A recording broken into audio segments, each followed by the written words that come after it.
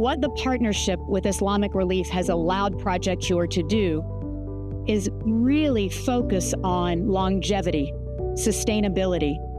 When the pieces of equipment and supplies are delivered, Islamic Relief is there to help install, to help ensure that transformers and converters are used. They teach, they educate, and they make sure that everything saves lives. We're in one of the facilities that's supported by the OHIP project. We're in Haramaya General Hospital.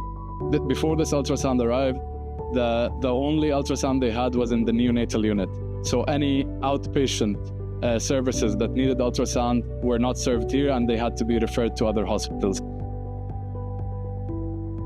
Our ICU was previously occupied by old beds which are difficult to position, difficult to manipulate, and now all ICU beds are changed. We got 10 ICU beds from the donation. We have been able to establish pediatric ICU, which was not there. So the pediatric ICU bed that we received by donation have helped us to establish the ICU. And the ultrasound that we receive and the neonatal incubators and monitors all have improved our pediatric care.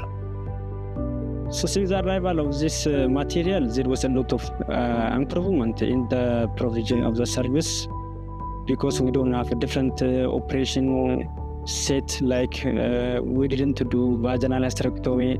Now you provided us with vaginal hysterectomy set, we are doing it.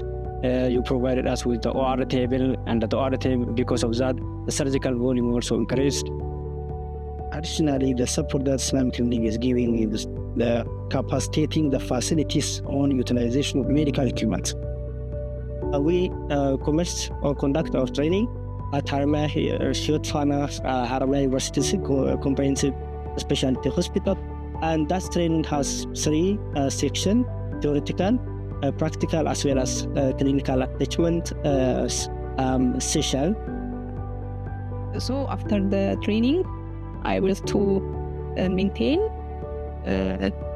easily this medical equipment, and also I'll give even user training for nurses and other professionals like doctors.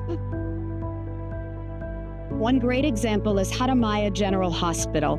They serve a catchment area of over 1 million people. They use a lot of surgical equipment and supplies. But the main machine that cleans those supplies, the main sterilizer, 400 liters, stopped working. We may be able to send a small desktop, but how do you handle surgery for a whole hospital without your primary autoclave? When Islamic Relief went to meet the university team and found it wasn't working, they were able to repair that existing biomedical. And we, by being with them, we fixed this machine, and this machine is back to work fully. Previously, especially patients with obstructive labor who develop obstetric fistula, we are referring them to the very far area, like 120 kilometers from this hospital. Now, currently, we do have specific scissors for that purpose, and we are doing it with this scissor. So we are very thankful. That changed a lot. This hospital serves more than 2.2 million people, and this is how they keep their files: stacks and stacks and stacks and rows of papers and files. It's very expensive to keep up, and patients can spend an average of 2 hours just waiting because of how long it takes to find these records. After discussions with Her Excellency, the Minister of Health, and in collaboration with Islamic Relief Ethiopia, we're now working on the next phase, helping hospitals like this move towards digital systems. Because healthcare isn't just about equipment. It's about making every step faster, smarter, and fairer for patients. That's the beauty of this partnership. They help us with everything we send anew. They're partners to the hospital with existing pieces that may not have worked. And together we have a long-term sustainable vision. And that's the beauty of working with Islamic Relief, and we are honored to be there. Galatome, Galatome.